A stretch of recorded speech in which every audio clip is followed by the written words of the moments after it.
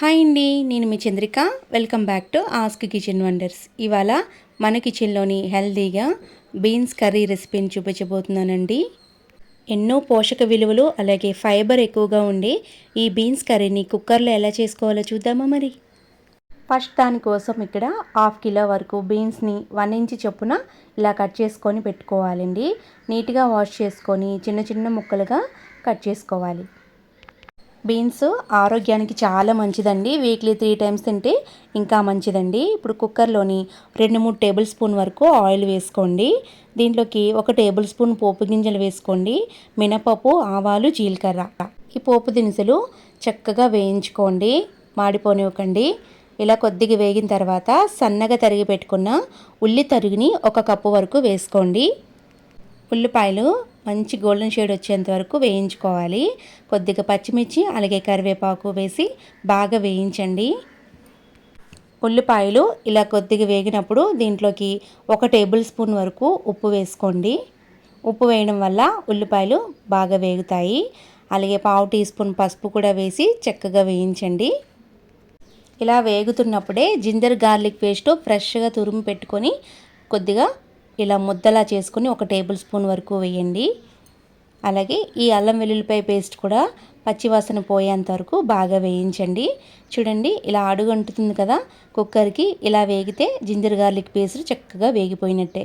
ఇప్పుడు 1 కప్పు టమాటాలని చక్కగా ఇలా చిన్న ముక్కలుగా కట్ చేసుకొని వేసుకోండి. టమాటా మగ్గేంత వరకు బాగా వేయించుకోవాలి. లో ఫ్లేమ్లో పెట్టి టమాటా మెత్తబడేంత వరకు, తొక్క సపరేట్ అయ్యేంత వరకు దీన్ని మగ్గించండి. దీంట్లోకి ఇలా మగ్గిన తర్వాత మీకు కారం ఎంత తినగలరో దాన్ని బట్టి 2 టేబుల్ స్పూన్ వరకు కారం, అలాగే 3 టేబుల్ స్పూన్ వరకు చప్పటి పెరుగును వేయండి.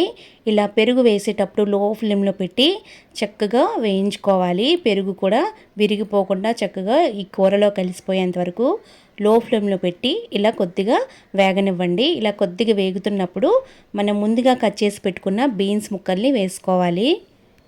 బీన్స్ ముక్కలు వేసిన తర్వాత ఒక 5 నిమిషాలైనా సరే దీంట్లోకి వేయించుకోవాలండి. పెరుగు అంతా బాగా కలిసిపోయి బీన్స్ ముక్కలకి బాగా పట్టేలాగా కాస్త వేయించుకోవాలి.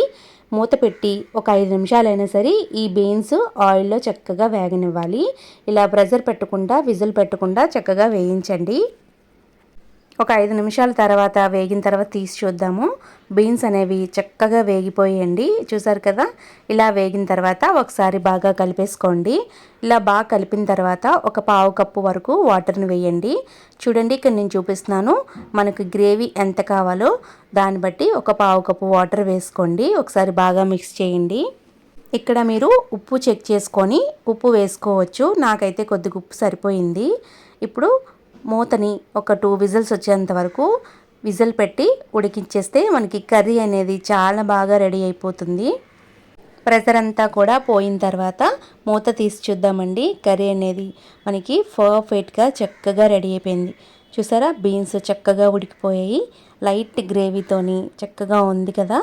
మీరు అన్నంతోనైనా చపాతీతోనైనా ఈ బీన్స్ కర్రీని తింటే చాలా బాగుంటుందండి. నచ్చితే ట్రై చేయండి. ట్రై చేసి మీ ఫీడ్బ్యాక్ని నాతో కింద కామెంట్ సెక్షన్లో కామెంట్ కూడా చేయండి. మరిన్ని టేస్టీ అండ్ సింపుల్ రెసిపీస్ కోసం మన ఆస్క్ కిచెన్ వండర్స్ ఛానల్ని సబ్స్క్రైబ్ చేయండి. Thank you for all.